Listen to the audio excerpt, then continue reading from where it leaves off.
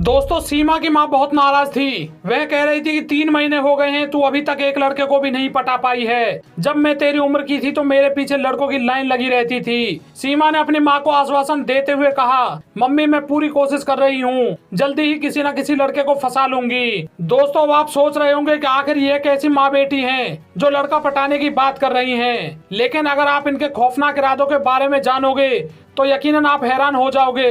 तो आइए शुरू करते हैं। दोस्तों, रिश्तों को कलंकित करने वाली यह कहानी उत्तर प्रदेश के संभल से सामने आई है। यहाँ की रहने वाली सीमा बॉयफ्रेंड की तलाश में थी, तभी उसकी मुलाकात फेसबुक में बबलू नाम के लड़के से हुई।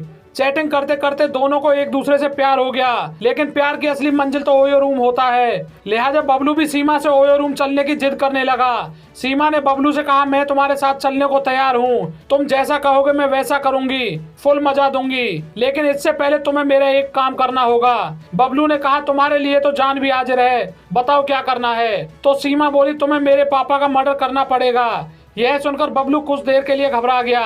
वह बोला, चलो ठीक है, मैं सोच कर बताता हूँ। तो सीमा बोली, इसमें सोचना क्या है, अगर तुम्हें मेरी सील तोड़नी है तो ठीक है, नहीं तो मैं किसी और को ढूंढ लूंगी। बबलू को नई नई जवानी चढ़ी थी, वह हॉल के दर्शन मात्र के लिए तड़प रहा था। लिहाजा उसने 2 मिनट के मजे के लिए किसी की जान लेने का फैसला कर लिया।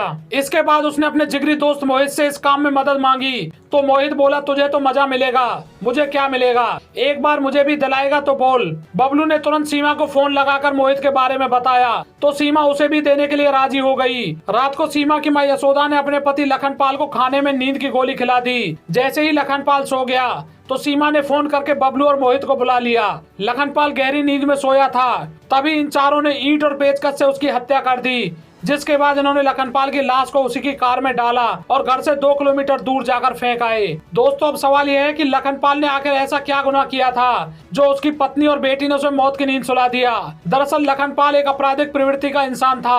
वह पिछले कई सालों से पत्नी और बेटी को प्रताड़ित कर रहा था। उसके जुल्मों से निजात पाने के लिए दोनों माँ बेटी उसे मारना चाहती थी। यह दोनों लखनपाल की हत्या तो कर सकती थी, लेकिन लाश को ठिकाने लगाना इन दोनों के बस की बात नहीं थी। इसी काम के लिए सीमा ने बबलू को अपने प्रेम जाल में फंसाया था। वादे के मुताबिक सीमा दोनों लड़कों के साथ ओयो रूम जाने की तैयारी कर रही थी। इन्होंने कमरा भी बुक कर लिया था, लेकिन इससे पहले पुलिस ने हत्याकांड का खुलासा करते हुए सभी को गिरफ्तार कर लिया। अब जेल में बबलू और मोहित यही सोच रहे होंगे कि काश हम होल के चक्कर में ना पड़े होते, हमने अपने हाथों से अपना पानी झाड़ लिया होता तो आज यह दिन नहीं देखना पड़ता। इसीलिए मैं सभी युवाओं से अनुरोध करता हूँ कि कृपया होल पर नहीं अपने गोल पर ध्यान दीजिए। धन्यवाद।